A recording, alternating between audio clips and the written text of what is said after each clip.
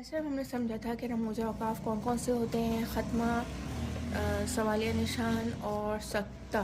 ठीक है, तो ये कौन सा है आप बताएं। ये है ख़त्मा, जिसमें बात ख़त्म हो गई है, जुमला ख़त्म हो गया है।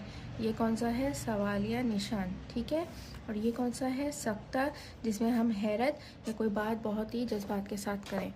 ठीक है, आपका नाम क्या है। ठीक है, आपका नाम क्या है, तो हम क्या लगाएंगे, सवाल। हम सवाल कर रहे हैं, ख़बरदार, वार्निंग दे रहे हैं। मैं स्कूल गया, वो खुश है, शाबाश। तुम कहाँ जा रहे हो, उस्ताद क्लास में आएगा। बहुत खूब, मौसम अच्छा है। क्या तुमने खाना खाया। देख सकते हैं कि हम ख़त्मा, सख्ता और सवाल निशान किस तरह इस्तेमाल कर रहे हैं।